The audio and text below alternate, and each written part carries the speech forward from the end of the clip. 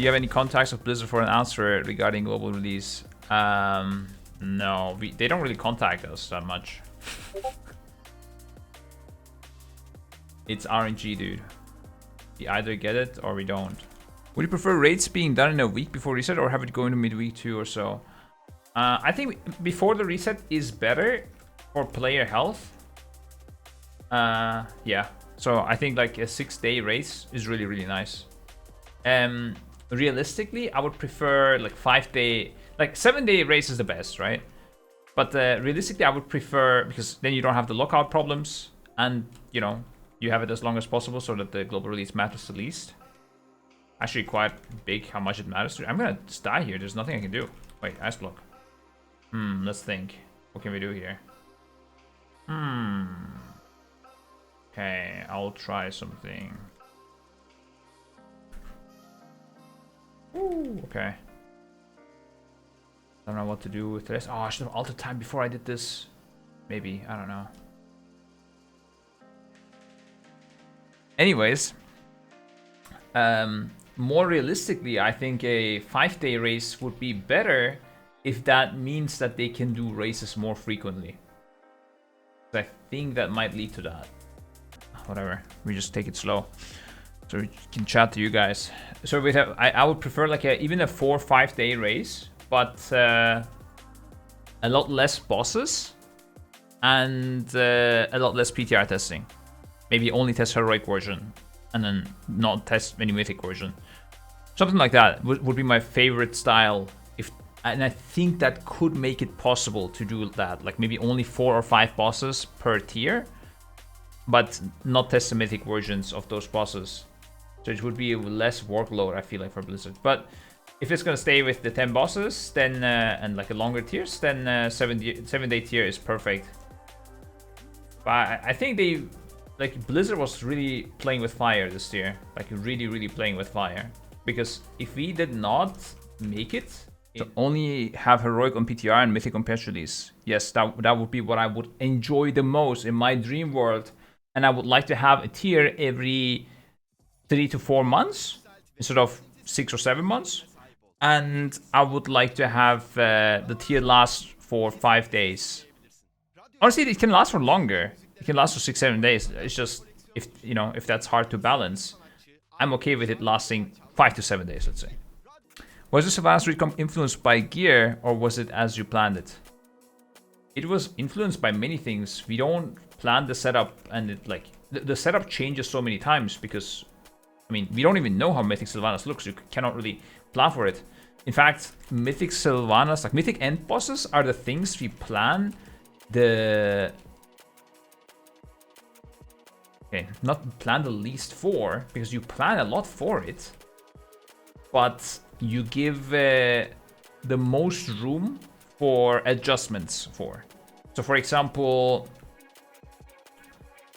our Katie strat was planned to death. Like we literally just went crazy with it. Our Sylvanas strat almost didn't exist because, like, if we did have a plan, we would have to rethink everything anyways. Because you know, you split the two platforms on Mythic. There was we didn't know how what's that ability called? I always forget the name. I think it's called Merciful, but I always call it Misery. Or I was lied to, because I always call it Misery. It's Merciless. Okay, fuck, it's not Merciful, Merciless. Yeah, that one. We didn't know how that will work.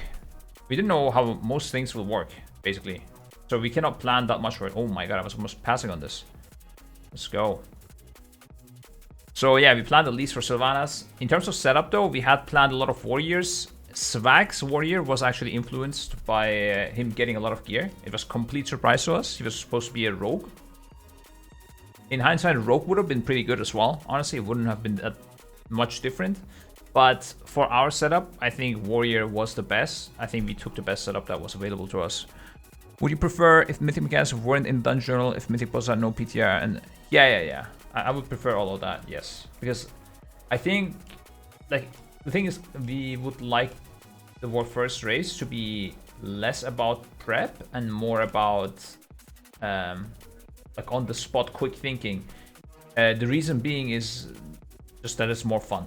Because, you know, otherwise you spend a long time just preparing.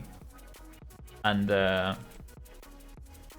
you could instead not do that and have fun in your life. And then try to come up with fast tactics. Because I think we are good with coming up with fast tactics as well. But we just can rarely show that. For example, Sylvanas is a nice display of that. You know, but because we did not plan for that. And I think it's a lot of fun to do that. And KT is a show of the opposite, exactly. And I'm telling you, if we did not stream that, other guilds would have definitely taken longer. But even though, so we are pretty good at that, I think, but you know, it's not really super fun. It's also good, but it's just, I think it will be more fun. The other things are more fun. That's the TLDR, I guess. What are your bottom 3 raids from the last 3 expansions that is not Eternal Nightmare? Ooh, bottom 3 raids. Dude, first of all, I really, really enjoy raiding. Okay, like, I think in this game, a lot of things are wrong. Like, when you listen to Preach this video, why he is quitting WoW and stuff, like, hard agree on fucking everything. The only thing, though, is that raiding is insanely good. Even Emerald Nightmare, like, it was badly balanced, but the raid itself was great. So, this is going to be a really hard question. Last 3 expansions, the worst raids. So yeah, I cannot call any of these raids bad without saying like, without bringing like balance issues or other systems that were bad. I guess I'll have to say Nyalotha because corruption system was bad, but that has nothing to do with the raid. I mean, I really don't want to say Crucible of Storms, but I have to say it because it was a 2 boss tier that took way longer than expected. So we did not book holidays, and it lasted for like 6 days or something, 7 days or something like that, and just got us completely scuffed because people had not planned. But it has nothing to do with the raid. It's just, let's say, tiers that were bad, but not raids. So Nyalotha was number 1 bad, I think. Just corruption was horrible. Crucible of Storms, and then I guess Emerald Nightmare. But again, yeah, not really bad tiers, just bad, not very bad raids, bad balance. I'm very bad at, like, ask me anything except for things that like are in the game that are unrelated to killing bosses, because and like guild management, because I'm really bad at those things. I had to sacrifice all my attention from the game for those things. At WoW, yeah, I'm horrible at WoW. Basically, that's it. I mean, what can you do? It is what it is, boys. Sacrifices has been made. What do you do with an extremely long-term player, 10 years plus and plus, who's now below average at the game? Keep them or bin them? Others who are long-term want to keep. New players who want to blast don't give a shit and want them binned. Now, if, like, usually when a player is that long in a guild, he has other, or he or she has other qualities that they can bring onto the table, except for just blasting DPS, like some sort of management skills or spreadsheets and stuff. So oftentimes, even if they're a bit below average, they're worth keeping. If they're absolute trash, they're just like not worth it, then you have to tell them that. And they're probably aware as well. They will just, like, if they're good at those management skills, they would know that they are bad. So they will have to take that, yeah. But it really depends on what other skills, because gameplay and mechanical skill is really not the only thing in this game. Like, it's so far from it, so huge far. Is it worth to buy a 252 BOE for 1 point? It's completely dependent on what you want to do in this game and your living standards and how much money you own IRL, because gold is complete pay to win.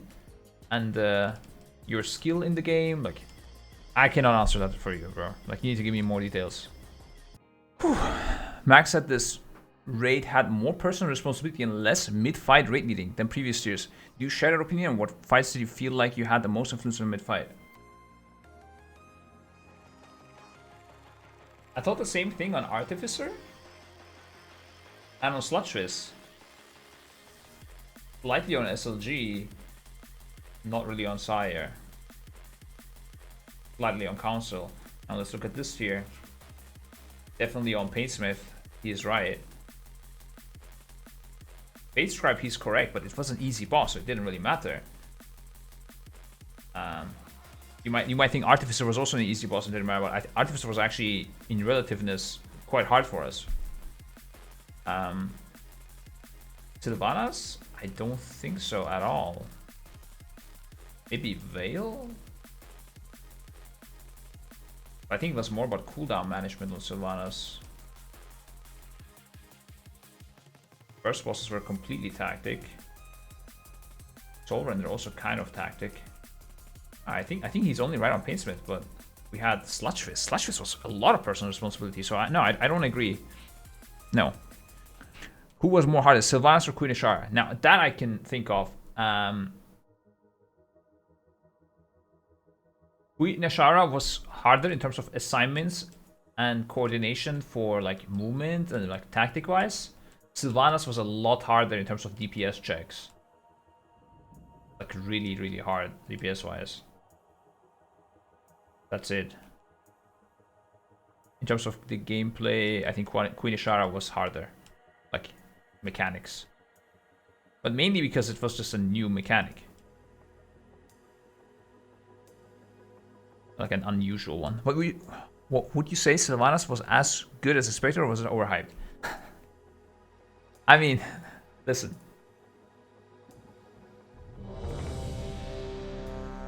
I wouldn't say she was perfect, but she was pretty good. Like, quite good. Like, I know a lot of you guys did not play Mythic Sylvanas and are judging it based off Heroic Sylvanas. And I can tell you, like, there is worlds between Heroic and Mythic. Mythic is way better. Like, way, way better. And for a 14-minute fight to be this good is not easy. I think it was good, yeah. Like, in general, I think it was pretty good. Overhyped, I mean, by me a little, maybe at the start. But then, like, it was like this. It first got overhyped like fucking crazy by me, kind of. And then it went down. Stocks went down. And it went a little bit up, seeing Phase 3 on Heroic, but it was like, nah, Phase 1 and 2 kind of sucked. And then Mythic went quite high again, but not as hyped as I did it initially, that's for sure. That's the TLDR. Which was the best boss of the tier? Ooh, I think Painsmith by far, yeah.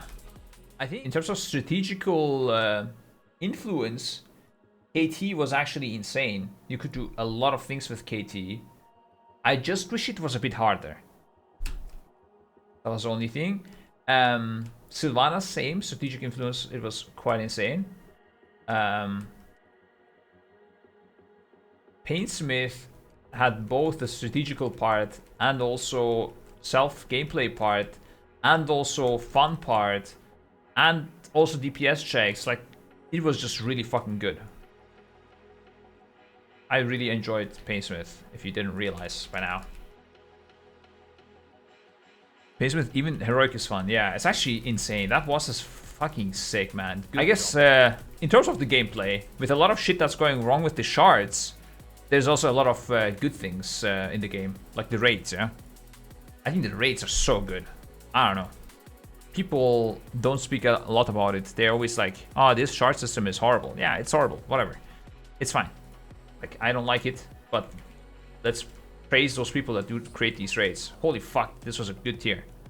What do you think of the power system used for the first boss? Would you want it on other bosses? No. No. For first boss, it's completely fine, but I would not want it on more bosses, no.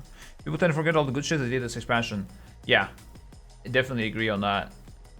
What did you choose to do splits? Why did you choose to do splits so early in the race compared to previous years? Because the way we did the splits were very, very efficient. I said this before during the race as well. My idea was to do splits only for like, initially it was only for 4 hours. Then Roger convinced me to do it until the dinner break, which was like more like 10 hours. And then I see the split plan, and I'm like, holy fuck, this is just so efficient. Let's just blast them all out. I don't even care how long it takes, because it's gonna give us such a big bonus. It did scare me at times how long we take, but at the same time, seeing all the loot we were getting, it was pretty fucking good. So that's why we did them when we did them. Also, why we did it early in terms of time in the week. I mean, we didn't do it that early. First season was that limited them. that forces us to do it, because otherwise we just show our tactics. Imagine us showing our tactics for KT to limit. That would have been pretty fucking bad. So I'm glad they did not have a good tactic for KT. They could have pulled ahead a little bit there. Also for Fate Scribe, but Fate Scribe didn't matter that much, honestly. The tactic difference. We had less vibes on them, but I mean, it was way easier than we expected. Which I really want to look into, actually, comparing PTR, Fate Scribe, and like Mythic one on release. Because it felt like it was way harder, so we maybe over-prepared for this boss. Wasn't bad in the end, it was nice that we over-prepared as well, but yeah. We have to do splits if they do them, because otherwise they can just copy us on everything. Have you ever considered Echo in another esport? Yeah. The issue that I have with entering another esport is that we want to be the best at what we do. Oh shit, I popped this very early. that is not what the people that are best at what they do, but it's fine. No way intellect fall. And right now, we just simply don't have the resources to get a team that is just the best at what they do. I mean, aside from the MDI and the rating team.